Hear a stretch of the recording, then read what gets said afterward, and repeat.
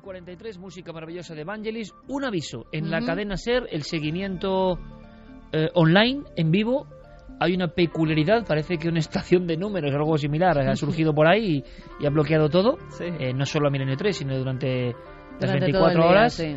Y muchos usuarios tendrán problemas para seguirnos por la red, así que damos una indicación. Nuestros compañeros de la web han logrado hacer un arreglo puntual.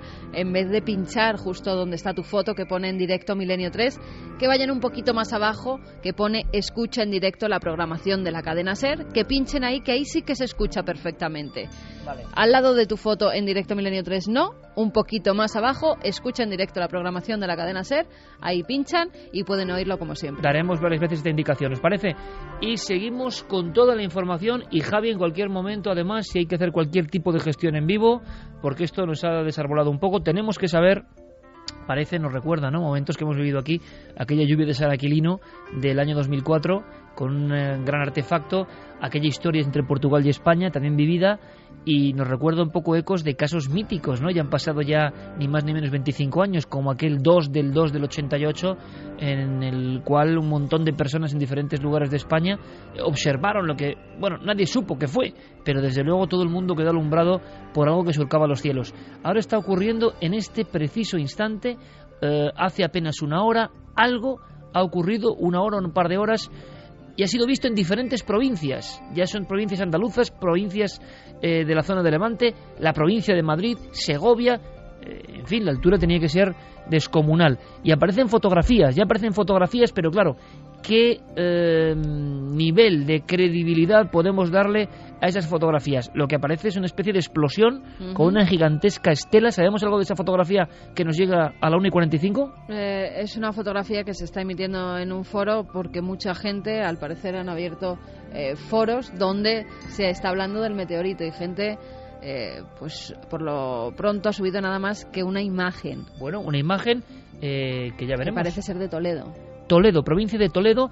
Si nos dan el permiso, porque queremos informar, nos gustaría que Guillermo pudiese linkar imágenes y ya veremos si hay información o, como siempre, hay muchas personas que también hay que decirlo, pueden enviar información que lo que hace es confundir, ¿no? Confusión o no, vamos ya con el contenido y Carmen, Javi, estamos en permanente agencia de alerta esta noche junto con Fermín Agustí, lo entendéis, ¿no? Es un poco de Antonio José Alés, que en paz descanse todo esto, ¿no? De atención, porque algo está pasando.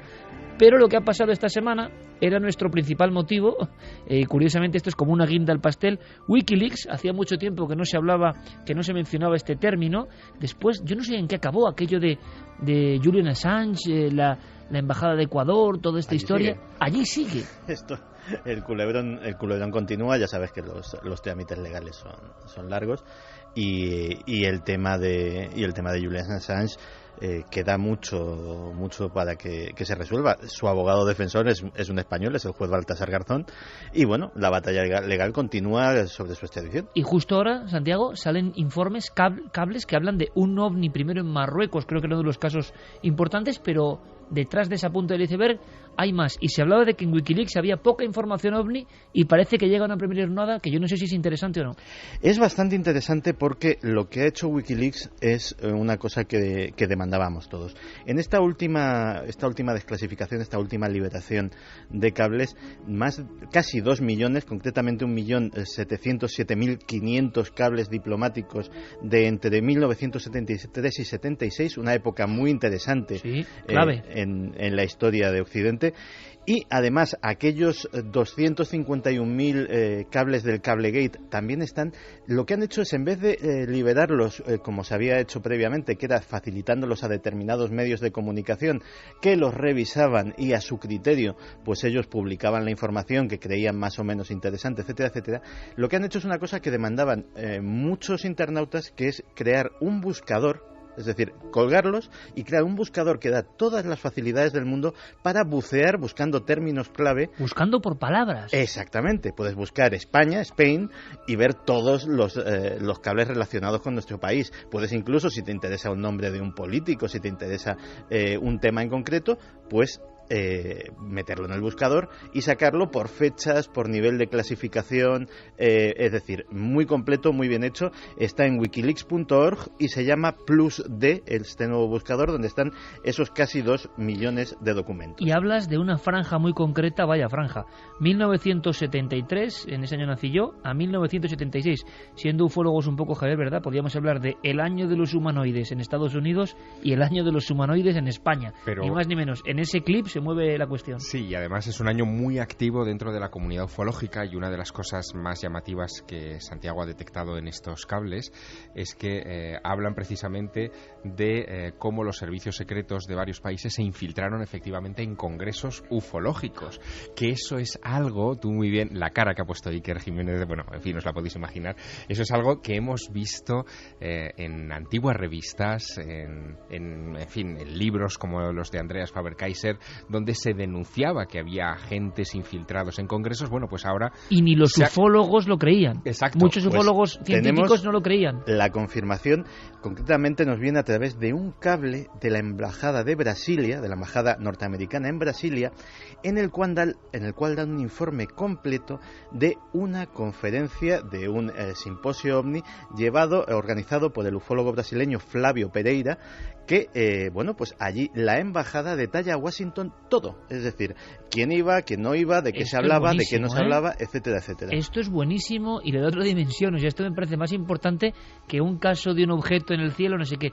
Me viene a la mente ahora mismo, y sé que Javier va a poner otra cara, ese mítico libro, Extrañas historias de un periodista, Josep María Armengou, hablando de los primeros congresos en Barcelona, de esta época, 1973, ellos tenían mucho miedo porque creían y se hacían reuniones sobre, por ejemplo, 2 extraños individuos que se sentaban en la última fila, que nadie conocía, ya la mítica, ¿no?, que si tomaban solo leche y ciertas pastillas y demás, y que eran de los servicios secretos o algo más, quién sabe. En fin, me refiero a que en la mítica interna de estos temas y en los ambientes más o menos bizarros era como lógico pensar que estaban siendo vigilados, que los investigadores, que los ufólogos, que los que tocaban este tema estaban siendo perfectamente escrutados por el poder, por si algo no convenía.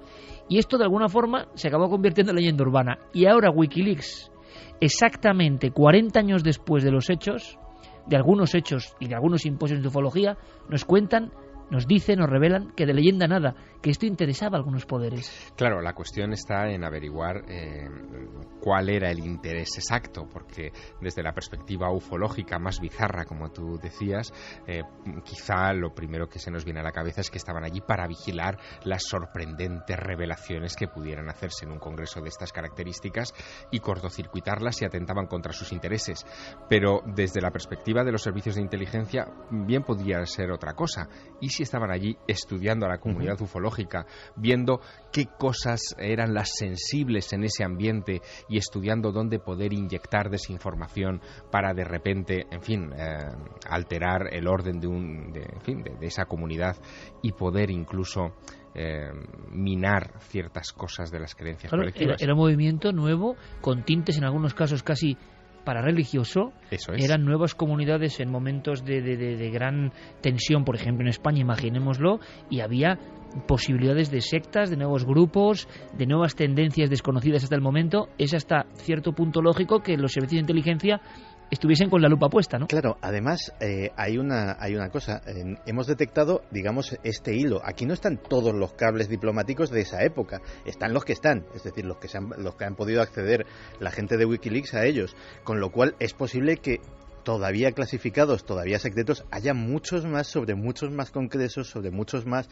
actos, etcétera, etcétera. Hay otro que en este sentido también es muy revelador. Es concretamente de 1975 de la Embajada Norteamericana en Túnez. Y es muy escueto, pero lo que dice detrás es bastante revelador. Dice: en Túnez no se han visto ovnis. Así de claro. Es decir, que el cuerpo diplomático norteamericano debía de estar reportando todas las embajadas si les habrían preguntado, bueno, si todos los meses o lo que sea, dais un reporte de si se han visto ovnis en vuestro país o no. Y este en concreto... Un pasar lista, me estás hablando. Efectivamente. Y este en concreto, simplemente, o sea, es un texto escuetísimo, es en Túnez no se han visto ovnis. ¿Y donde se hayan visto ovnis? O sea, ¿hay cables, por ejemplo, de Marruecos u otros casos? El de Marruecos le vamos a hacer mención especial porque también es muy interesante, porque ha tenido repercusiones incluso, pero hay uno concretamente fechado en 1973, en noviembre de 1973, la Embajada de Ghana. Y la Embajada de Estados Unidos en Ghana reporta que el propio... ovnis en África, el propio gobierno ganés se queja de que en repetidas ocasiones objetos voladores que no se corresponden con ningún tipo de aeronave conocida han violado su espacio aéreo. Pero es más, como lo asocian a que desde el vecino país Togo, cazas franceses salían posiblemente en persecución, no lo especifica, y también violaban el espacio aéreo de Ghana, que parece ser que apenas tenía fuerza aérea y no tenía ninguna forma de defender su espacio aéreo. Entonces, parece ser que el responsable de defensa del gobierno de Ghana se quejaba a los Estados Unidos y pedía un poco de amparo de si esto saben ustedes lo que es, ayúdennos, y desde luego díganles a los franceses que dejen de sobrevolar nuestro espacio aéreo. Noviembre de 1973 ese cable, pero si pongámonos en situación, en octubre de 1973 se producen algunos de los casos ovni más sorprendentes de la historia, como el famoso aterrizaje y encuentro con humanoides de Pascagoula en Mississippi, de Charles Hickson y Calvin Parker. Qué miedo. Ante un ser con tenazas, efectivamente. Bueno, esa historia es muy sorprendente porque termina dando un sobrenombre entre los círculos de los ufólogos a ese periodo de tiempo entre el verano del 73 y las navidades de ese mismo año, que termina en los libros de historia de estos temas como el año de los humanoides. Así que fíjate tú en qué periodo estamos centrados. Es más, ahora Santiago hablaba, fíjate, Ghana, Togo, Marruecos, es decir, África surcada por artefactos, años 70, desconocidos que generan problemas. Y es que África, como en todo, ha sido la gran desconocida. Y si uno va a la ufología africana, se encuentra pues con algunos reportes impresionantes. ¿Os acordáis? Había uno que a mí me impresionó mucho, un objeto tipo Torrejoncillo en España, es decir, un cono de fuego, para que todo el mundo nos entienda, o tipo Valdepero, que investigó nuestro compañero Javier Pérez Campos, un embudo de fuego pero con forma de cono que casi desciende al suelo, pero en Saladar, Etiopía, 1970, llega a derrumbar casas y se habló de que pereció gente. Y hay algunas fotografías, nosotros las emitimos en Cuarto Milenio, con los surcos en la carretera, o sea, aquello expelía tal cantidad de fuego en llamaradas que abrasó el asfalto y dejó huecos. Claro, era Etiopía, ¿os imagináis, amigos? 1970.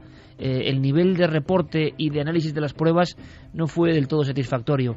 Pero allí quedó ese documento, ¿no? Saladare, 1970, un cono de fuego emitiendo un gran silbido, aparece en pleno día y provoca el caos. Es decir, ¿cuántos casos ocurrirán en esos territorios tan vastos, ¿no? Más cosas, Santi, pues, sobre otros casos de Wikileaks. El caso de Marruecos es realmente espectacular, sobre todo porque le dedican un cable muy largo con resúmenes de prensa de la prensa marroquí, y parece ser que en 1976 hay numerosos objetos de un color que los testigos definen como verdoso que centenares de personas, tanto en Rabat como en Casablanca, ven y que así lo atestiguan a los periódicos.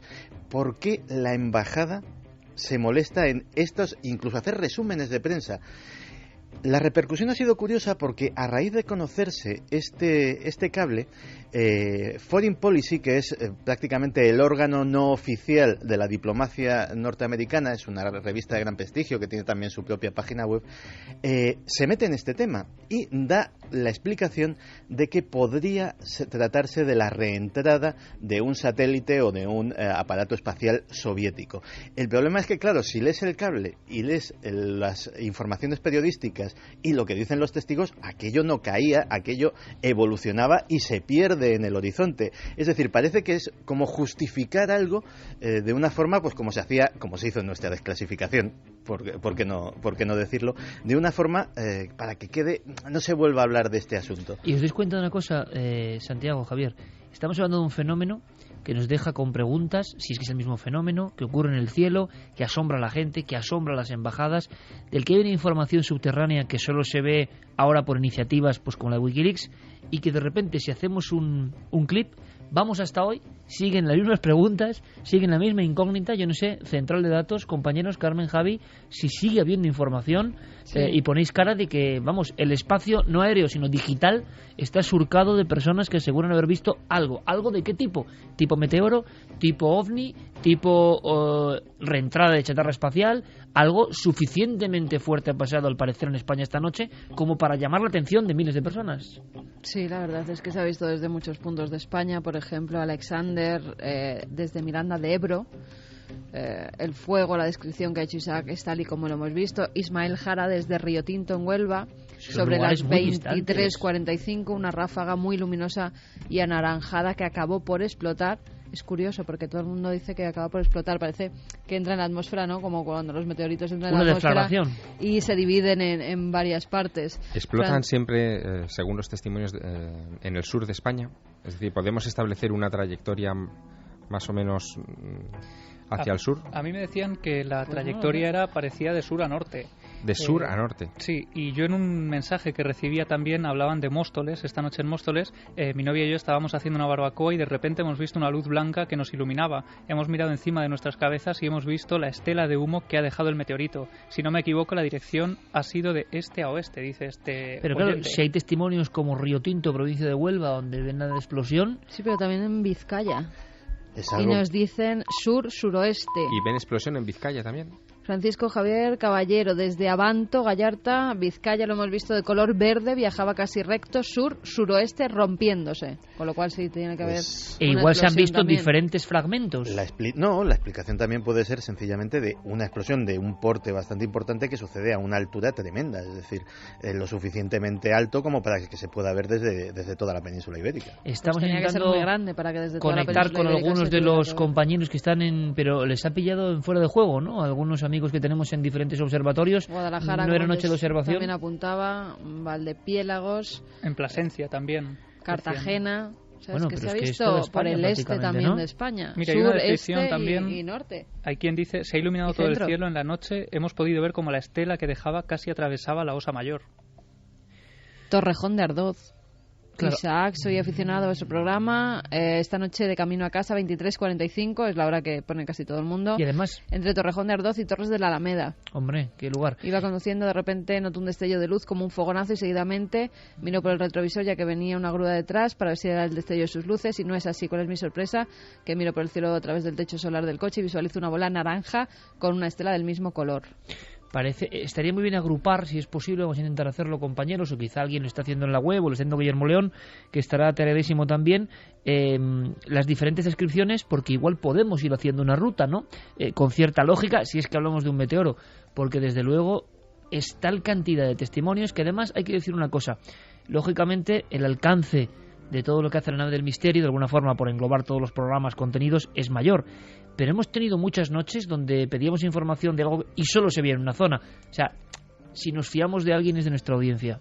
Lo han demostrado muchas veces. Cuando no hay, no hay. Cuando hay algo, hay algo. Y sabemos de vuestro rigor, ¿no?, en ese aspecto. Muchas veces ocurrió, por ejemplo, la alerta OVNI, durante horas nadie veía nada.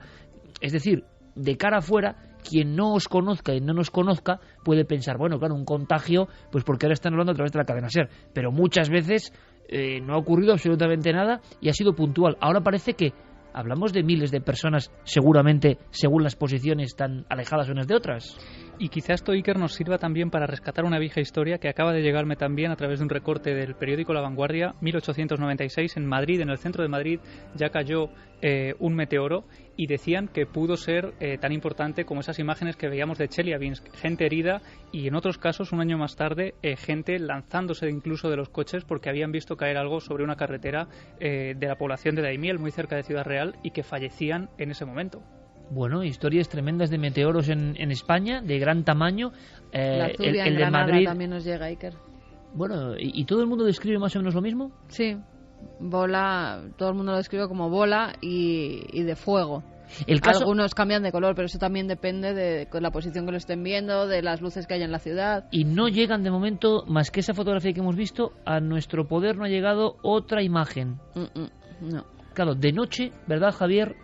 No es tan fácil con un teléfono móvil, con una cámara. Si eso no es tremendo y lo pillas en el instante, no debe ser tan sencillo, ¿no? Habrá que recurrir, como hemos visto ya recientemente en otros casos, en otras latitudes, probablemente a cámaras de seguridad, en fin, a aquellos dispositivos de registro de imágenes que están funcionando permanentemente, quizá cámaras incluso de tráfico, de control de tráfico. Y lo que decía Santiago Camacho, esa cosa tan reciente que además se ha generado una especie de miedo, ¿no?, de inquietud después de lo que pasó, ese Tunguska nuevo que hemos tenido de repente en la vieja Unión Soviética, de alguna forma.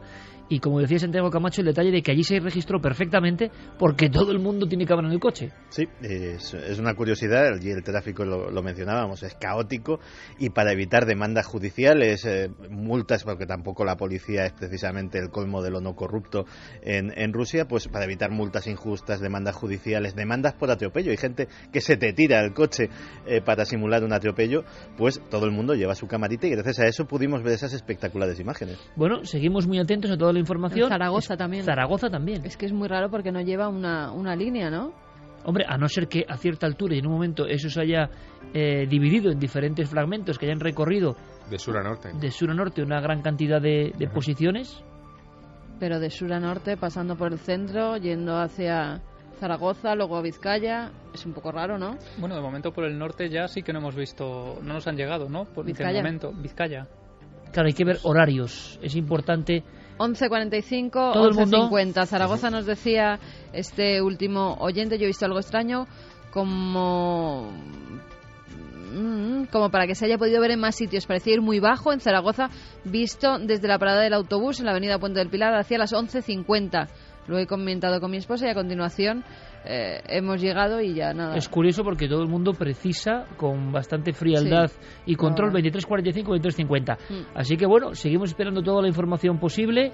Le pediremos información y si es posible además que nos lo comunique Fermín a Guillermo, que rápidamente haga un sondeo por satélites, reentradas, posibilidades, a ver si hay alguna y que te lo comunique. Fermín, ¿te parece? ¿Qué puede ser a nivel astronómico? Y hacemos un llamamiento también a los centros de control de tráfico, por ejemplo, que sabemos que escuchan este programa muchas veces, por si de repente pueden revisar ese fragmento de sus grabaciones entre las 23:44 más o menos y las 23:50.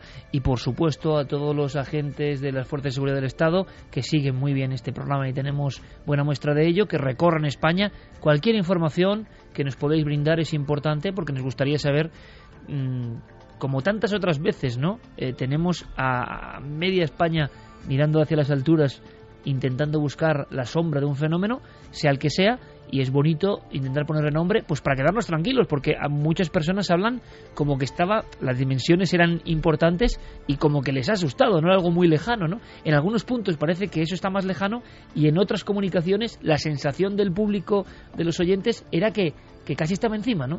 Así que seguimos muy atentos con toda la información. Hay otra, muchísimo más bizarra. Quiero escuchar un documento. Es un hombre, Santiago, que habla de ovnis extraterrestres. ¿Quién es este hombre que vamos a escuchar? Pues Stephen Greer es un médico norteamericano y ufólogo. Aquí lo hemos mencionado alguna vez como fundador del proyecto de desclasificación, del Disclosure Project. Él consiguió que 500 funcionarios militares, testigos de alta cualificación como pilotos, etcétera, etcétera, pues hicieran públicas en una serie de conferencias y de textos en su página web, pues sus experiencias directas con el mundo de los ovnis, incluso con el contacto con entidades que parece ser salían de estos aparatos, o el conocimiento por parte del gobierno de los Estados Unidos de posible inteligencia no nacida en nuestro planeta. Pues bien, su último gran proyecto es un documental que se va a estrenar dentro de unos días, el día 22, que se titula Sirius. Y en Sirius, pues un documental además que ha sido un éxito de esto que se llama el crowdfunding, el que en Internet él solicita financiación para llevar a cabo este proyecto, consiguió, parece ser, más de $250.000, que para hacer un documental es una cantidad importante. Qué curioso esto, de todas formas. Permíteme que te interrumpa, Santi. Ya no es el tema de Sirius o el fenómeno del investigador y todo lo que vamos a contar ahora, que es muy curioso, excesivamente curioso quizá, sino estamos asistiendo, ¿verdad?, a un montón de cosas que antes eran impensables. Películas, documentales que se hacen porque a través de la red las personas dicen: yo quiero dar $2, $5, $10, 20 euros para este proyecto que a mí me interesa y me siento parte de él. Es curioso, ¿no? Es decir, están cambiando las normas, ya no hace falta solamente la aquiescencia o el sello o la luz verde de una gran compañía, de una multinacional. Está cambiando todo a un nivel de rapidez que yo creo que no somos conscientes. Alguien dice: tengo una idea, y ni siquiera se va a unos estudios.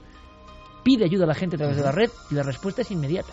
Pues sí, de hecho así se han publicado libros, hay crowdfunding de novelas, por ejemplo, se han hecho películas de largometraje, por ejemplo unos cineastas nórdicos hicieron una película muy bizarra sobre platillos volantes nazis que se titula Iron Sky y que fue íntegramente financiada con sus efectos especiales, no es una película nada amateur. Y además esto es como, en el buen sentido yo creo, un virus artístico, porque hay muchas personas y muchos proyectos en España también que están siendo financiados, digamos, pues por el público, y ese público que ha puesto algo, ¿tiene algún derecho sobre esa...?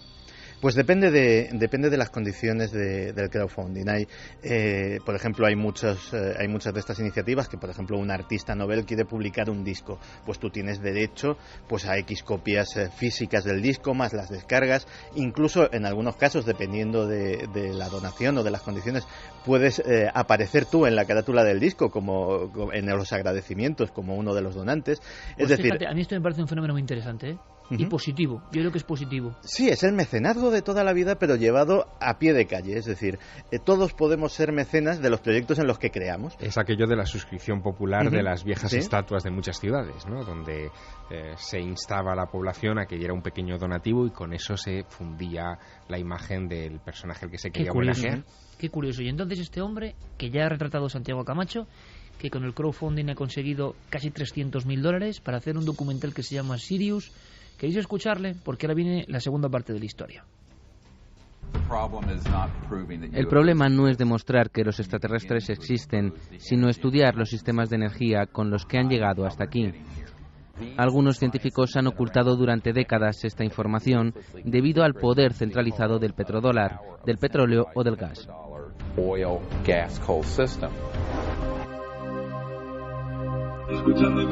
Hablando de estos temas, hay que recordar, Carmen, que teníamos un concurso pendiente el día del relámpago, y luego vamos a dar los ganadores, ¿no? Sí, luego tenemos los ganadores porque además ha participado mucha gente y va a haber más libros que se sortearán durante toda esta semana también. El día del relámpago, JJ Benítez, Editorial Planeta, y atención porque nos dan los datos, nos los daban en la cadena SER, hay que decirlo, que el nivel de respuestas y aciertos, podemos decir que ha batido todos los récords, ¿no? Prácticamente, o que ha multiplicado.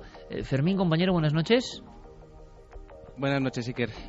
Simplemente para que nos des el dato, es que parece que ese concurso que lanzábamos y que a través de cadenaser.com, ¿no? Consistía en una serie de preguntas, luego comentaremos más adelante. Simplemente quiero que me digas ahora que ha debido batir todo tipo de récords y hay más de 1.000 personas que han acertado. 1.109 respuestas acertadas. Y era una pregunta muy concreta y nada fácil. Efectivamente. No tenemos el dato de cuántas personas han participado, pero solo acertadas más de 1.000. Bueno, pues estaremos muy atentos. Luego veremos los ganadores concretos el día del relámpago, que evidentemente tiene que ver con todas estas cosas. A mí me pasaba una nota que ha mandado Guillermo León y que nos informan que en tiempo real, el día 13 y el 15 de abril pasan casualmente, entre comillas nos lo pone Guillermo, 3 asteroides.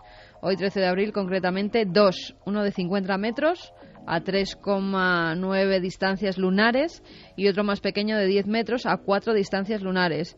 Lo que se ha visto no es el asteroide, pero de nuevo, y como el día del meteorito de Rusia, coincide con el paso de uno de estos grandes y se ven otros más pequeños que quizá acompañen a esos grandes. Es curiosísimo porque me estoy acordando de aquel caso, Javier, del 2 de febrero del 88, que fue como también claro, sirvió, en aquella época que no había tanta información, sirvió para que muchas personas se dedicaran directamente a la ufología, así como suena, que vincularan sus anhelos a una observación que cambió muchas conciencias, y quizás lo importante. Y recuerdo grabaciones que tú tuviste en su día, creo que sobre la región de Murcia, de avionetas y aviones que veían una estela de varios discos o piezas, o quizá fragmentos, en formación, ¿verdad? Y que nunca se supo si había un gran meteoro, si había una gran figura, si luego seguían otras, pero vuelve a ocurrir, ¿no? Parece que cuando se espera un meteoro controlado, pasan otras cosas. En aquella ocasión fue al caer la tarde del 2 de febrero de 1988, cuando se supone que un gran bólido, una gran bola de fuego, entra a la altura de Lisboa, atraviesa la península ibérica y desaparece por la costa levantina, dejando un reguero infinito de testimonios, muchos de los cuales llamaron a la cadena SER para dar cuenta de lo que estaba sucediendo, a un programa que en ese momento llevaba Julio César Iglesias, que se llamaba mítico. La Ventana Indiscreta, ¿no?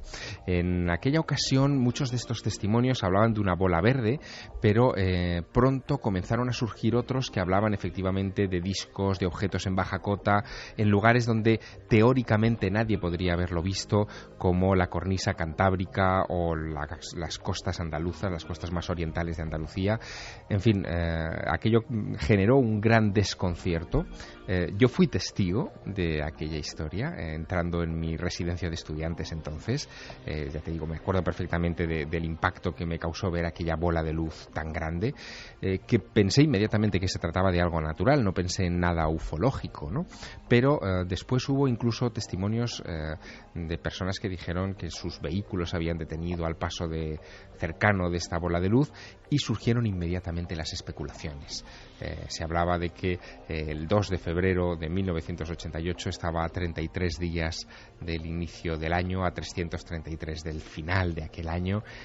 Algunos hablaron incluso de claves místicas vinculadas al fenómeno OVNI. En fin, fue incluso el arranque de una corriente de contactados que veían una señal casi de la segunda venida de Jesucristo a la Tierra. Hubo de todo. Todo por una señal en el cielo, todo por que una luz siempre en el ha sido cielo. Una noche movida, ¿no? Como la que de alguna forma estamos teniendo hoy, y estamos informando de todo en tiempo real, como debe ser.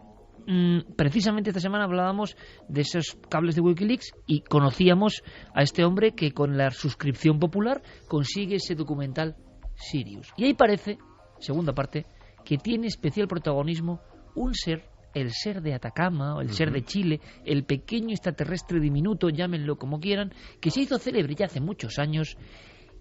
Le habíamos perdido la pista y parece que hay nuevos datos que, con todo el escepticismo del mundo, esto es importante, vamos a dar, pero que es curioso, que forma parte del mito y leyenda de estas historias. ¿Cómo es que resucita el pequeño embrión extraterrestre, entre comillas, del desierto de Chile? Bueno, pues Stephen Greer está a breves fechas de estrenar su documental y, como cualquier director que se precie, está en promoción.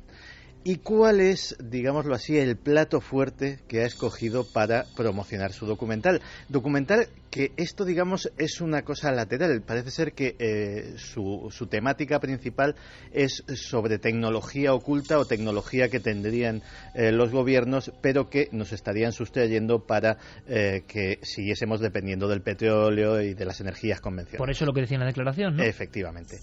Pues elige a este diminuto ser de Atacama, una momia de una criatura humanoide de unos 15 centímetros. Creo que Guillermo León habrá puesto ya algunas fotografías en los paneles de Facebook y en la web, en ikerjimenez.com, en Nave del Misterio. Tendréis la información, porque es bueno, yo creo, también observar, ¿no?, la figura de la que estamos hablando. Pues bien, parece ser que Stephen Greer cogió sus $300.000 y parte de ellos los dedicó a venirse a España para encontrarse con los propietarios de este ser que... ¿Cómo vamos a ver, Santiago? Que los propietarios del ser de Atacama, de esa especie de criatura extraña, encorvada, con gran cabeza, pequeña, ¿estaban en España? Estaban en España, y eso es una historia que es bastante prolija y que casi mejor... dejamos para otro día. Grandes nombres de la ufología clásica aparecen por ahí, ¿no? Sí. Bueno, tampoco es Stephen Greer la primera vez que viene a España. Estuvo ya hace unos años en un congreso de exopolítica en Sitges. Ahí es donde yo lo conocí. Y bueno, luego si queréis os cuento mi impresión. Perfecto.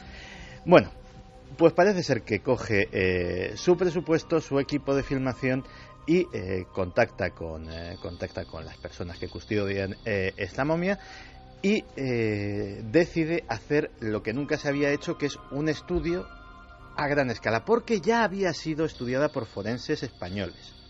Ojo. Y ya había sido analizada. Y las conclusiones preliminares... ¿Conocemos a los forenses españoles?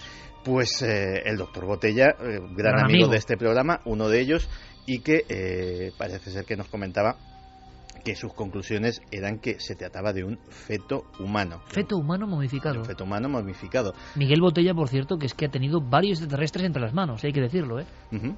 Pues, de hecho, bueno, las condiciones del desierto de Atacama las conocéis vosotros mejor que nadie y en aquel momento, pues, posiblemente la cultura de allí había decidido que aquello era un ser humano, lo habían amortajado y simplemente, pues, por el propio ambiente del desierto, por la propia sequedad, pues se había quedado momificada. Hombre, es que todas las culturas antiguas, Atacama y otras partes, como es lógico, pensaban que un feto era un ser humano. Somos los primeros que no lo consideramos, ¿no? Las culturas actuales occidentales, pero en toda la humanidad siempre un feto ha sido un ser humano, por supuesto. Pues bien, lo que pasa es que, claro, este feto, este humanoide, esta criatura, tiene un aspecto que si están viendo las fotografías ahora mismo nuestros oyentes, pues la verdad es que cuadra bastante con la iconografía que tenemos actualmente de lo que debería ser un alienígena. Así que Greer decide analizar esto como análisis de rayos X, tomografía computerizada, es decir, se le hace un TAC como Dios manda con todos sus aparatajes, y análisis de ADN. Y aquí es donde vienen las afirmaciones más gruesas de Greer, que ya veremos el documental para ver si se confirman quiénes han hecho esos análisis, en qué condiciones, con qué resultados, qué nombres. Él habla de primeras personalidades de los mundos de la genética y de la medicina forense. Habrá que ver si se corresponden esas afirmaciones a la realidad.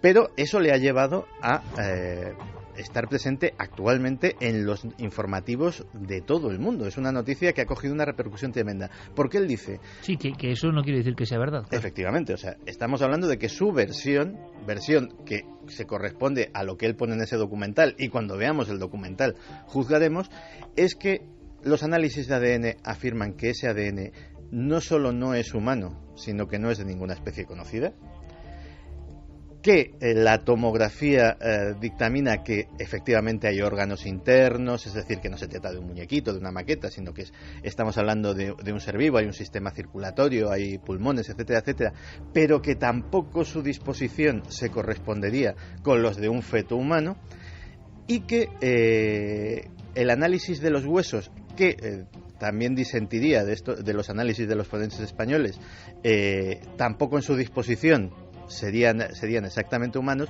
dice que no son posfetales, puesto que la concentración de calcio en ellos es la que correspondería, digámoslo así, a una criatura ya formada, no a los niveles bajos que tendría un feto humano de esa edad. Imagino que, claro, el salto a las noticias, que es peligrosísimo. Si antes hablábamos del crowdfunding y que yo creo son esas cosas buenas de la red, es decir, que tú participes en un proyecto bueno, que te consideres parte de él. Aquí tenemos la otra cara, ¿no? Una noticia da la vuelta al mundo por lo espectacular que es, salen todos los informativos, ya no hay ningún tipo de criba, sale porque hay que meter una imagen impactante. Tú ves los informativos y te quedas alucinado de decir, ¿cómo están los informativos? Dios mío, luego dicen de los temas del misterio, ¿no? Pero es la realidad, y entonces lo espectacular va ahí, luego ya se verá si es cierto o no.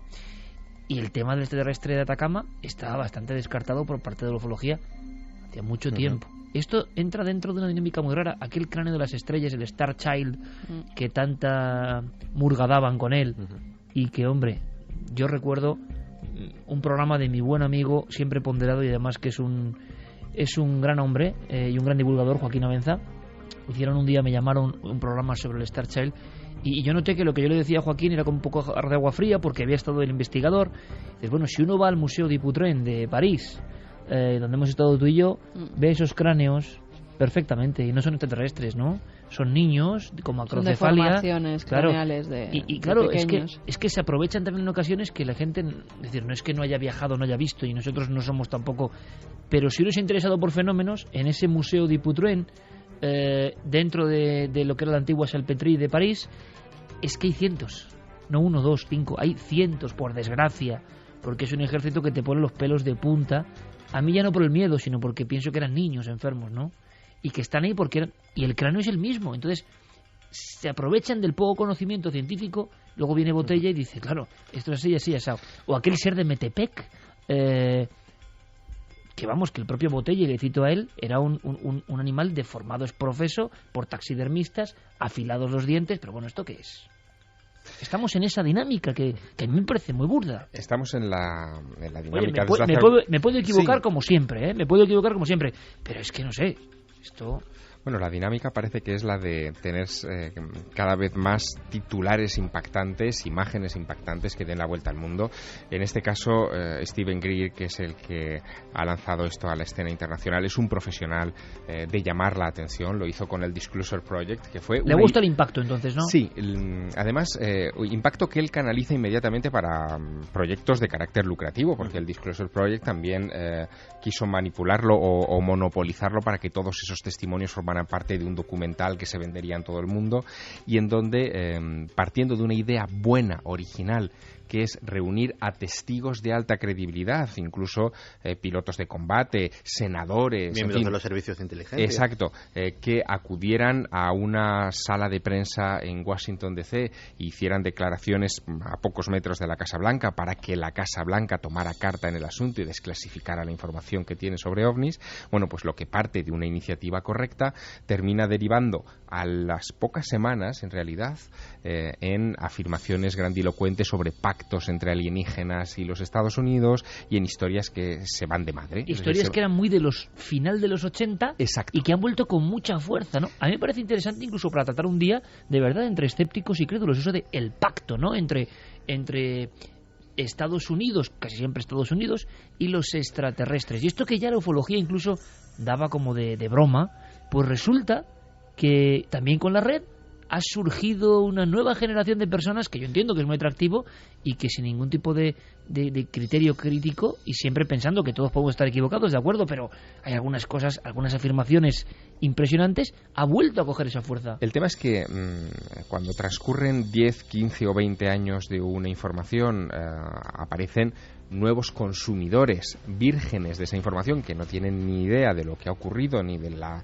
justificación o conclusión que han llegado sus predecesores 2 décadas atrás, y la consumen como si fuera una novedad absoluta. También eso ocurre en los medios de comunicación, que sorprendentemente parece que tenemos poca memoria de este tipo de asuntos, y también se produce otro factor que a mí me sorprende, y es la falta de sentido común.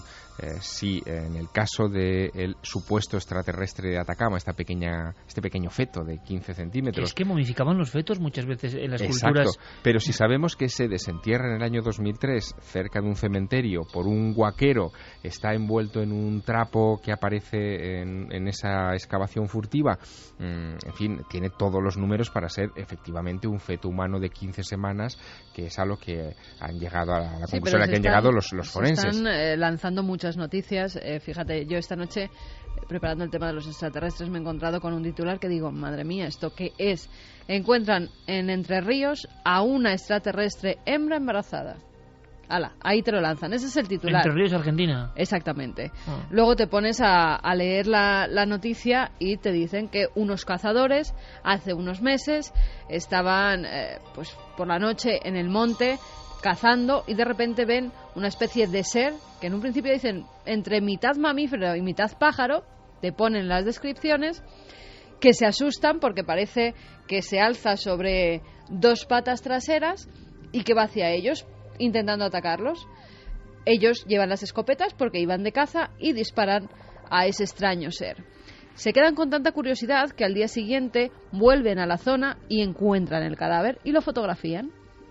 Parece un animal, es verdad que parece que está embarazada, que es una hembra, que tiene el vientre hinchado, pero resulta que ya se habían creado todo tipo de leyendas, que ese ser estaba en la universidad de veterinaria, que era un extraterrestre, que lo tenían oculto, que encima se habían visto durante varias noches ovnis por la zona, que volvían a buscar a su criatura y que entonces, como la habían matado, bueno, todo tipo de leyendas. La realidad, cuando la ven de verdad a esa criatura los veterinarios, es que es un animal. Es un animal que se conoce allí como aguara popé. Es una especie de osito lavador. Un mustélido, ¿no? Una cosita así tipo... Pues como un meloncillo, ¿no? Lo que pasa es que si ves la imagen... La imagen sin piel. Es sin piel, le falta una pata, parece que ya en estado de descomposición. Parece una criatura alienígena. No tiene ojos y parece una criatura alienígena. Pero, como suelen pasar algunas noticias cuando en realidad se trata de animales. Vamos a ver, es muy curioso esto, ¿no? O sea, yo creo en el misterio, pero además, fíjate, más que nunca. Te puedo decir, más que nunca. Y me diferencio, y creo que los que estamos aquí también andamos en esa órbita. Curiosamente...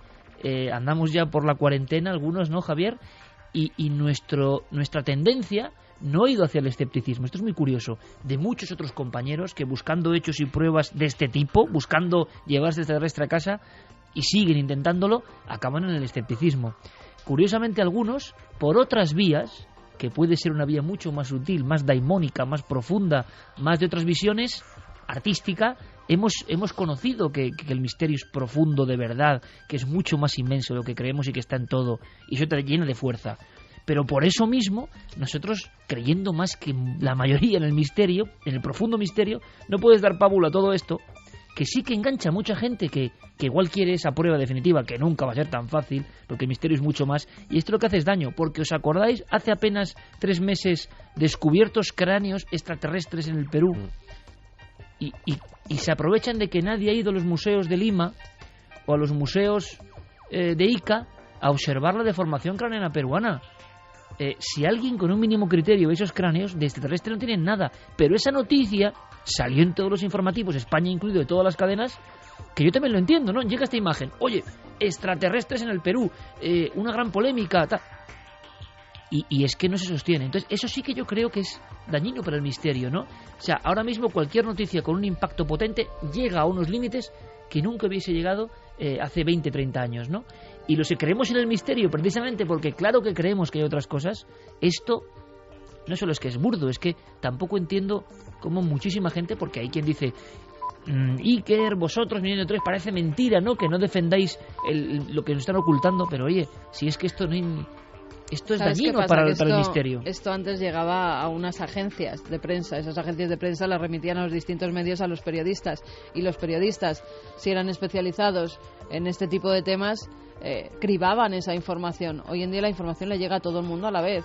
Y quien no tiene esa capacidad para cribar o quien no lleva unos años investigando fenómenos, pues no tiene por qué darse cuenta. Fermín Agustí, hacía tiempo que no ocurría esto, sobre todo porque había problemas en la audición del programa online y solía ocurrir en la mañana siguiente. Tengo que agradecerlo, hay cosas buenas y que significan... Me decía Guillermo León, porque Guillermo León es como un profeta, es el profeta de Valencina de la Concepción, provincia de Sevilla.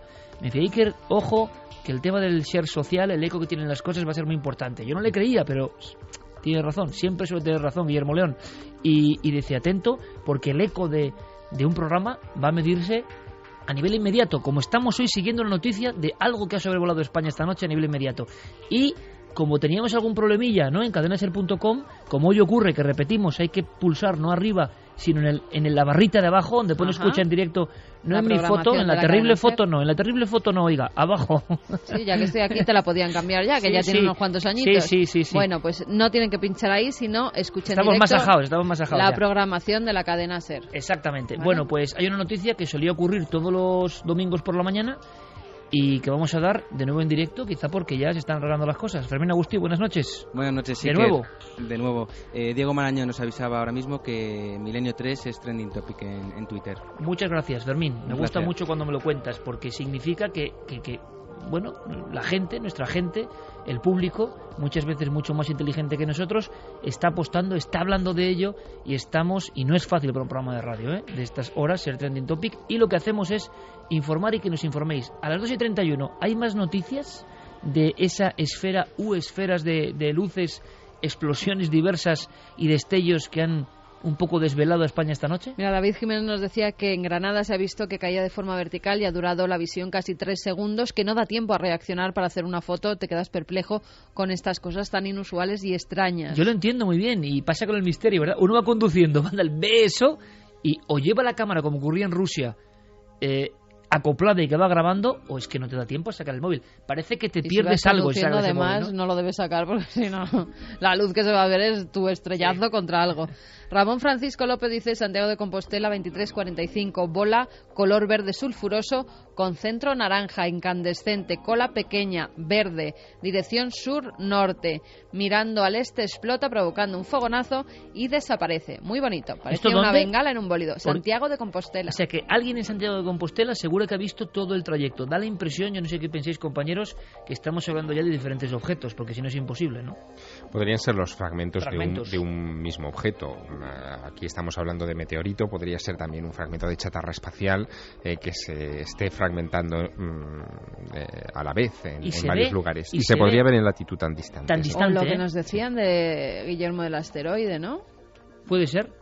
Porque sí que vimos que con lo de Rusia parecía que ese gran asteroide a su alrededor podía llevar más piedras pequeñas y algunas de ellas... Sería interesante saber si más allá de los Pirineos y en Francia, por ejemplo, esto también ha sido detectado. Que igual podemos... Nuestros amigos franceses, porque nos escuchan, nos están diciendo desde México, Argentina, Argelia, pues nuestros amigos franceses, a ver si nos dicen algo. Hubo un amigo que hizo un mapa de seguidores de Milenio 3 y era impresionante. O sea, era impresionante, no quedaba lugar prácticamente en el planeta. Allí había alguien escuchando la cadena SER. Javier, ¿seguimos sin recibir información gráfica a estas horas? Información gráfica de momento nada, no nos ha llegado nada. El ser en plena noche y el estar a cierta distancia lo debe hacer difícil, ¿no?, de capturar. Hay una persona que decía que la visión ha durado casi unos 10 segundos, lo cual, bueno, pues es un tiempo suficiente. Lo que pasa es que, como decía Carmen, ¿no?, se ha quedado pasmado y le ha sido casi imposible sacar nada. Es difícil calcular estas cosas, ¿eh? Claro. Muy probablemente algunas de las apreciaciones son fruto de la subjetividad y de lo rápido que ha sido todo esto. O sea que hay que ponerlo todo en cuarentena. Zona de Iba a la Victoria. También lo han visto, sí, explosión en el cielo, que habéis dicho antes, yo también lo he visto conduciendo, me ha asustado, pero al esfumarse tan rápido me pareció una estrella fugaz, pero sin duda la explosión ha sido más grande de lo habitual y más cerca. Manuel Cejuela nos lo decía. Bueno, pues muchas gracias, y muchas gracias además a un montón de periodistas. En Zamora también. Zamora también, oye, todo tierras ufológicas de gran tradición. Daniel Fernández lo ha visto allí. Información al minuto, luego por supuesto si queréis preguntas para ese otro segundo gran bloque que va a ser al regreso de las noticias, preguntas sobre el otro lado, sobre el nuevo programa de Carmen, sobre Telecinco, sobre vuestras inquietudes, sobre de qué va a ir, cómo va a ser, de qué forma, sobre nuestro futuro, pues todo eso nos lo preguntáis si queréis. Pero sí me gustaría en este momento, y antes de hacer una pequeña pausa con una información que nos trae Carlos Cala muy interesante, y de entrar en otro tema maravilloso, sí me gustaría, sin dar tampoco muchos datos, pero compañeros de Onda Cero, de los deportes de Onda Cero, directores de programas de deportes de Onda Cero o de Marca Televisión, que nos escriben unos mails maravillosos, nos escriben unos mails llenos de cariño y de admiración, y cuando esto ocurre, como hemos hecho nosotros, con otros compañeros entre cadenas, pues emociona especialmente. Así que gracias, colegas, gracias a todos los que esta semana nos habéis brindado, pues no sé, vuestro apoyo y que nos gusta, como nosotros escuchamos, por supuesto, muchísima radio, porque la buena radio no sabe tampoco solo de distintivos ni colores, ¿no? Así que gracias a los compañeros de la competencia en este caso. Vámonos con un breve, pero que es muy interesante, muy interesante. ¿Sabéis que ha vuelto a saberse algo del llamado Evangelio de Judas, compañeros? Sí. Mira qué cara ha puesto Javier Sierra. Nos lo cuenta Carlos Cala. Un antiguo certificado de bodas egipcio ha confirmado la veracidad de las tintas usadas en el controvertido texto del Evangelio según Judas. El texto, escrito en copto egipcio, sugiere que Jesús pidió que su amigo Judas le entregase a las autoridades, por lo que descartaría a Judas Iscariote, como siempre se le ha conocido, como un traidor. Esta semana se ha realizado la reunión nacional de la Sociedad Química Estadounidense en Nueva Orleans, donde el investigador Joseph Barab y su equipo han analizado el texto descubierto en 1970 tras casi 1700 años oculto, y han llegado a la conclusión de que el Evangelio fue escrito con una forma primitiva de tinta ferrogálica, que incluía hollín negro de carbón ligado con una goma, lo que indicaba que el texto podría haberse escrito en el tercer o cuarto siglo después de Cristo, pero era diferente a cualquier otro, ya que este no contenía azufre.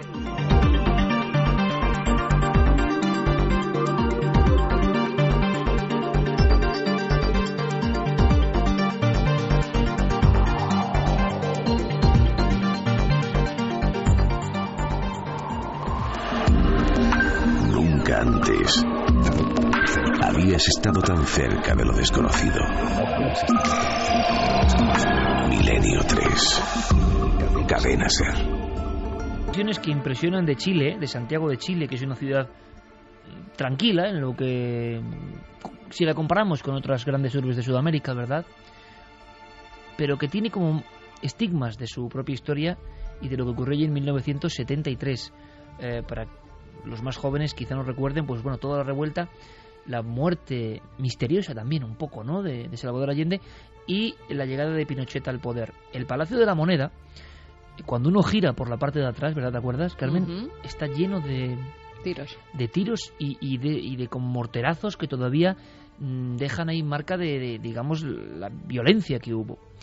Es muy curioso porque se está hablando de algo que pasó precisamente también en esa época, en el 73, parece un año clave esta noche, y se está hablando de envenenamientos. Bien, vamos a viajar a Chile porque hablamos de una figura de la literatura universal, Pablo Neruda. Pero claro, hemos recuperado una voz, lo ha hecho Javier Pérez Campos, una voz de Neruda, es breve, yo creo que es su poema más célebre, y yo os lo digo, a mí me ha impresionado, pero porque parece casi un poco psicofónico ponerlo ahora. Es como un lamento, es una cosa un poco, pero que nos pone sobre la pista de un personaje fundamental, con muerte incierta, que se reinvestiga ahora y que además arroja cierta luz todo esto sobre algo que parece que está pasando con muchos grandes personajes del siglo XX. O sea, pura conspiración. ¿Escuchamos a Neruda? Puedo escribir los versos más tristes esta noche. Escribir, por ejemplo, la noche está estrellada y tiritan azules los astros a lo lejos. El viento de la noche gira en el cielo y canta. No sé, tiene algo de inquietante esta voz, de verdad, ¿eh? Será Pablo Neruda, será premio Nobel y lo que queráis, pero a mí escucharla a solas en lo que es la magia del sonido, ¿no? Ahí sigue Neruda, ahí sigue. O sea, Neruda murió, pero de alguna forma tú estás como estará ahora gran parte de nuestra audiencia. Yo estaba en un despachito solo vigilando los sonidos y allí estaba Neruda apoderándose del ambiente de nuevo, ¿no? La magia de las grabaciones. Javier tiene información interesantísima, seguro. Sí, es una información que ha dado la vuelta al mundo en estos días y que amenaza con provocar muchos titulares en las próximas semanas. Todo en realidad se remonta a un 11S. El 11 de septiembre de 1973 fue cuando las tropas comandadas por el general Augusto Pinochet asaltan el Palacio de la Moneda en Chile y derrocan la democracia, el sistema democrático en ese país. Aquella mañana Pablo Neruda estaba escribiendo, como siempre, en su casa de Isla Negra, en la región de Valparaíso. Era su lugar favorito de retiro. Allí se aislaba por completo del mundo, se entregaba a sus cuartillas, mirando a la mar, como la mar rompía en esas rocas negras y volcánicas que tenía frente a él. Pero de repente siente un escalofrío y, como movido por una premonición, se acerca a su receptor de radio, enciende la radio y escucha las primeras noticias de cómo efectivos de los 3 ejércitos en Chile están asaltando e incendiando el Palacio de la Moneda. Siente un revulsivo dentro. Él era, en fin, un conocido militante del Partido Comunista. Piensa que esto es un golpe de la extrema derecha que quiere acabar con el régimen, en fin, con la situación democrática y sobre todo con Salvador Allende. Y inmediatamente siente como un retortijón en el estómago que presupone que tiene que ver con el cáncer de próstata que le han detectado y se preocupa. La preocupación ante esa primero premonición y luego esos dolores se multiplica unos días más tarde y el 19 de septiembre de 1973 le dice a su chofer y hombre de confianza, secretario y lector y revisor de sus poemas, Manuel Araya, recuerda ese nombre, que por favor lo lleve inmediatamente a Santiago de Chile a un hospital. Lo llevan hasta Santiago en ambulancia, le detienen tanto a él como al coche de Manuel Araya, su chofer, varios controles en ese trayecto, hasta que finalmente los dirigen hasta la Clínica Santa María. Evidentemente en la Clínica Santa María ya estaban todos alertados de que Pablo Neruda, comunista, imagínate, está yendo hacia el hospital para ser atendido. Y allí lo atiende un afable doctor, Juan Morel, que lo examina y dice que los dolores de vientre que él ha sentido estos días y ese estado de depresión en el que está no tienen nada que ver con el cáncer, que el cáncer avanza lentamente, pero que no está en peligro su vida por esta situación, y aún así le pide que se quede un tiempo en observación en la clínica. Al día siguiente, Manuel Araya, el chofer, que no se ha despegado en ningún momento de la vera de su amigo y jefe Pablo Neruda, y que está preocupado porque ahí fuera, en las calles de Santiago, siguen todavía los disturbios y las tropas están por doquier, es enviado por el doctor Morel a buscar medicinas que no están en el hospital para Pablo Neruda. Cuando regresa Araya al hospital, al cabo de unas horas, descubre que a Pablo Neruda le han puesto una inyección en el estómago se supone que de un calmante, de un tranquilizante, pero Neruda no se encuentra nada bien. El caso es que al día siguiente se vuelve a repetir la escena, estamos hablando del 21 de septiembre, vuelve otra vez a salir a por más medicamentos y cuando regresa, Neruda le habla de un enfermero que ha ido y le ha vuelto a inyectar. Cuando describe Neruda a ese enfermero, ninguno de los médicos que le atienden conocen a ese enfermero, no reconocen los rasgos que describe claramente el poeta.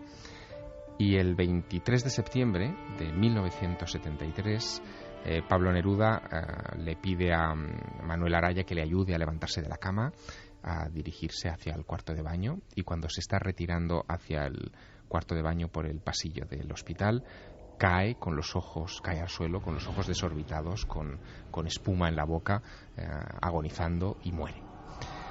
Esa es la escena que Manuel Araya no olvidará mientras viva. De hecho, Manuel Araya sigue viviendo en estos días y se ha convertido en un personaje muy popular en Chile en estas últimas semanas, porque ha conseguido que un importante juez chileno, el juez Mario Carroza, a instancias de su testimonio, reabra el caso. Manuel Araya está convencido de que ese misterioso enfermero envenenó a Pablo Neruda con varias dosis de alguna sustancia química que le provocó la muerte, una muerte en 2 días, y que hizo que de repente Pablo Neruda desapareciese de la faz de la historia en un momento especialmente dedicado. Si hubiera sobrevivido Pablo Neruda, ese mismo 23 de septiembre de 1973 se hubiera embarcado en un avión de hélices en el aeropuerto de Santiago rumbo a México, a su exilio, donde le estaban esperando para organizar la resistencia contra Pinochet.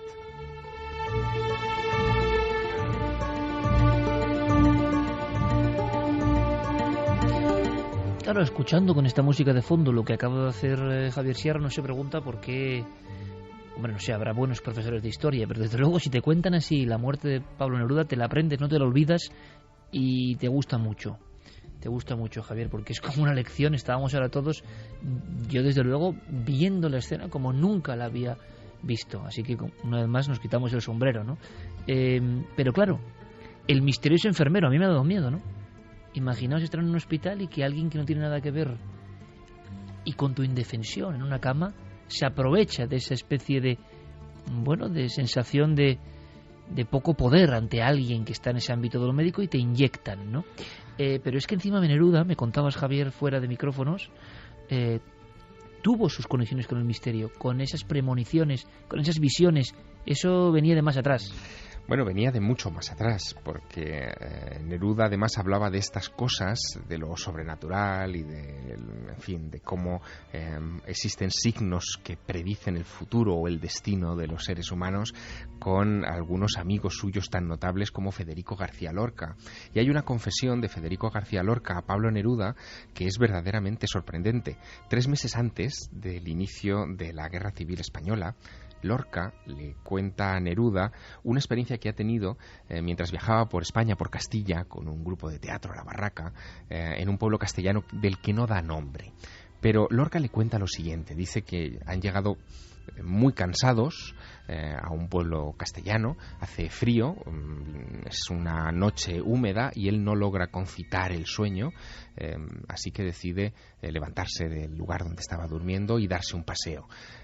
Se va caminando por los alrededores de una finca cuya verja está venida abajo, se mete dentro de una propiedad privada y ve en el interior de ese terreno una serie de columnas, de rejas, de restos de muros semiderruidos. Se sienta en uno de esos lugares, es de noche, es de madrugada, hay como la niebla esa baja flotando sobre el suelo, y de repente ve como un corderito se le acerca, un cordero blanco, pequeño, se ronronea casi, ¿no?, junto a las piernas del propio poeta, de Lorca, toma algo de hierba y en ese momento ve como una piara de cerdos negros grandes entran en ese lugar, son 3 o 4 ejemplares enormes, asustan al cordero, lo rodean y lo despedazan delante de sus ojos.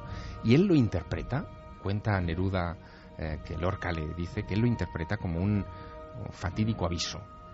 El fatídico aviso en el que el propio Lorca, según interpretará Neruda años más tarde, ese cordero en realidad es un aviso de la propia muerte de Federico García Lorca. Un Federico García Lorca que, como ser genial, evidentemente tenía también un lado pegadísimo al misterio, y Ian Gibson, recuerdo que nos lo contaba en estos micrófonos y en Cuarto Milenio, haciendo que se nos congelase la sangre a todos, contando los dibujos mediúmicos de Lorca, las visiones de Lorca. Claro, una sensibilidad extrema que en cierto momento tiene que conectar con ese otro lado, ¿no? Esa es la clave. La clave está en la sensibilidad de estos hombres. En el caso de Neruda, él no disimulaba esa sensibilidad y esa apertura hacia estas cosas en sus poemas, pese a que, como te digo, era militante comunista y se supone que... ultramaterialista, ¿no? Exacto, que nada de lo ultramundano le podía interesar, pero el acento estaba puesto en algún momento. Pero era artista, amigo. Claro, era artista. Pero fíjate que es curioso, en la historia de la muerte de Pablo Neruda hay un elemento curiosísimo. El juez Mario Carroza, este juez que a instancias del testimonio del chofer de Pablo Neruda se interesa por el caso, ya había participado antes en otra investigación justo en la clínica Santa María donde se produjo la muerte del poeta. Y es que en los pasillos de esa misma clínica, unos años después, en 1982, ingresa, aquejado de una hernia de hiato, el que había sido presidente de la República Chilena hasta 1970, Eduardo Frei Montalva. Ingresa con 71 años. Frei es un dirigente conservador, teóricamente afín a las ideas de Pinochet, pero que en un momento dado se pone en el punto de mira del régimen porque hace algunas manifestaciones disconforme con las presuntas, entonces, claro, violaciones de derechos humanos que se están cometiendo y la persecución feroz a ciudadanos chilenos. Bueno, lo que ocurre es que él ingresa en ese mismo hospital, aquejado de esta hernia, y fíjate qué curioso, las paradojas enormes que tiene la historia. El chofer de Eduardo Frei Montalva, otra vez otro chofer, ¿no? El chofer de Eduardo Frei Montalva es un agente de la Dirección de Inteligencia del Ejército, de la DINE, y avisa al régimen de que está entrando en el hospital. Parece que los agentes de la DINE consideran que el hospital es el lugar perfecto para cometer sus fechorías, así que deciden suministrarle también fármacos o algún tipo de sustancia que acaba con la vida de Eduardo Frei. No saldrá vivo de esa estancia en el hospital Santa María. Lo llamativo de este asunto es que en 2006... precisamente a instancias de estos mismos jueces que están en la escena del caso Neruda, se exhuman los restos de Eduardo Frei, se analizan bajo la luz de la ciencia y se ve que hay rastros de mostaza sulfúrica y talio en los restos del presidente, es decir, había sido efectivamente envenenado.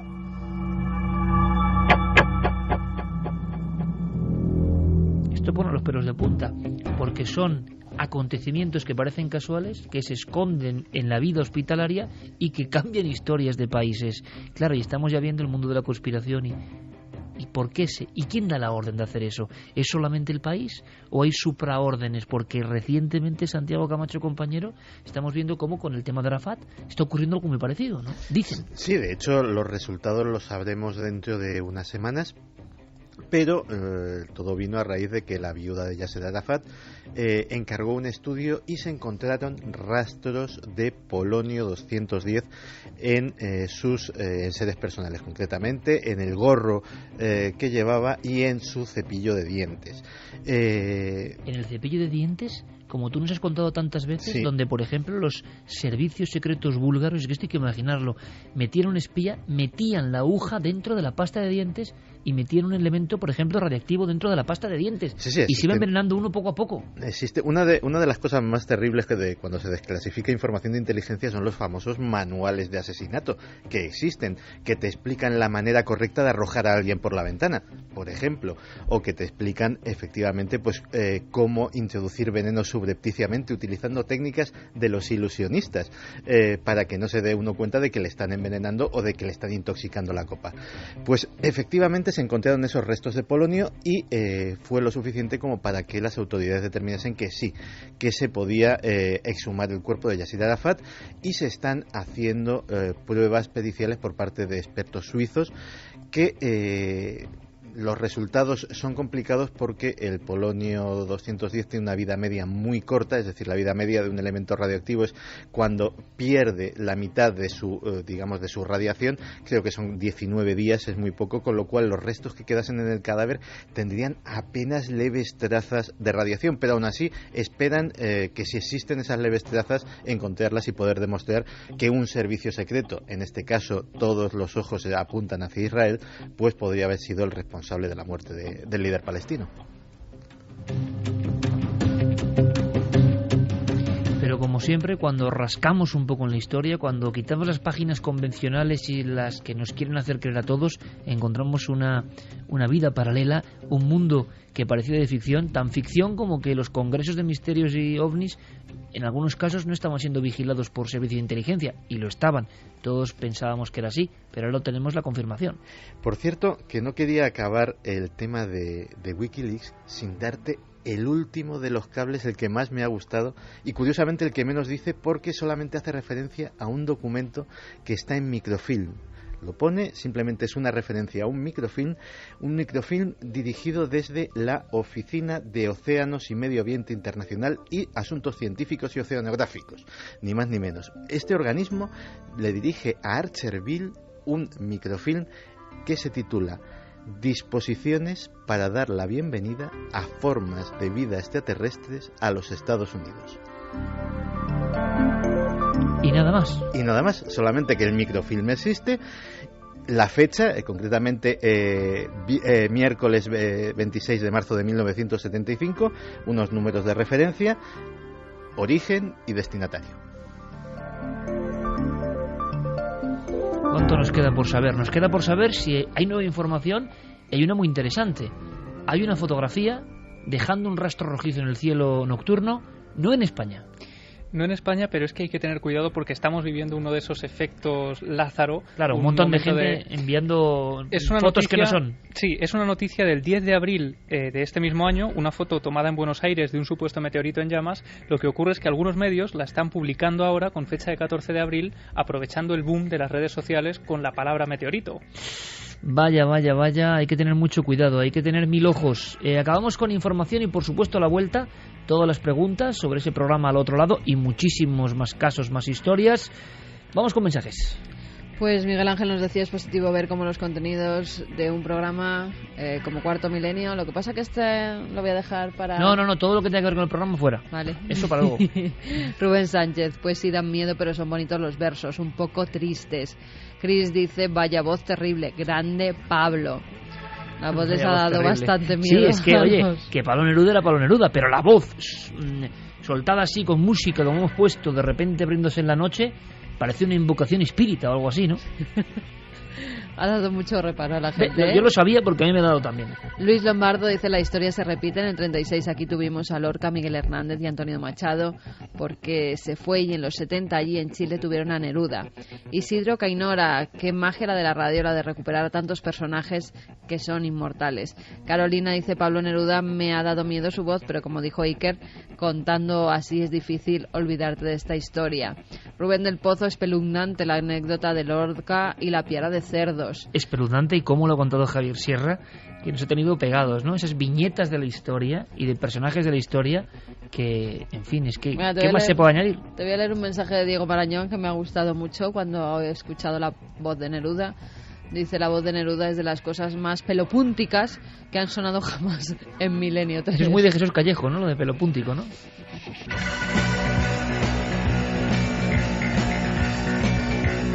Y mira que yo lo sabía, ¿eh? Sabía que la voz era un impacto. La ha recogido no sé de dónde. Mar dice Javier que voz de ultratumba la de Neruda recitando. Parecía estar más triste aún de lo que decía estar en su poema.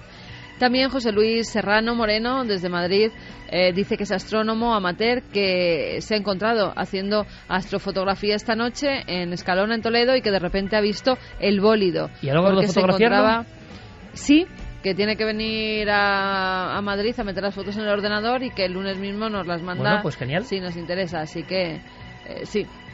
Dice: espero, si esperáis, si queréis, a que llegue mañana a Madrid y las pase el ordenador. El lunes las envío. Son simplemente del rastro estelar que he ido dejando en los siguientes 6 minutos. Bueno, 6 minutos de rastro estelar, pero es la confirmación de que algo ha sobrevolado nuestros cielos y que nos ha tenido inquietos y que hemos seguido su pista a través de las ondas. Bueno, Santiago Camacho, como siempre, compañero, te veo el domingo y no te veo, pero trabajo contigo el martes. Bueno, me ves allí, lo que no me ve es el resto de la gente, y nada, esto ya es jornada intensiva. Es lo malo, sí, ya es el acabose, ¿no? Ya es todo el rato juntos. Cierto, para Pablo, con voz terrible e inolvidable, nuestro compañero Pablo Villarrubia. Sí, otro Neruda, ¿no? Otro Neruda a su manera. Otro poeta. Javier, que siga el éxito con el Maestro del Prado, de verdad, por toda España. Mucha fuerza, lo vas a necesitar, mucha energía. Que te sigas encontrando con todo ese cariño de tu nave del misterio, también, por supuesto. Y gracias por contarnos la historia así, que de verdad son momentos mágicos de la radio. Ha sido un placer. Esta semana me voy rumbo a Galicia. ¿Estás en Galicia? ¿Dónde estás? Vigo, Santiago de Compostela y Orense. Casi nada. Javier Sierra, espero que le deis la bienvenida que se merece. Ahora volvemos con todas vuestras preguntas sobre ese nuevo programa nuestro en Telecinco y responderemos con toda la sinceridad. Ahora nuestros compañeros con las noticias.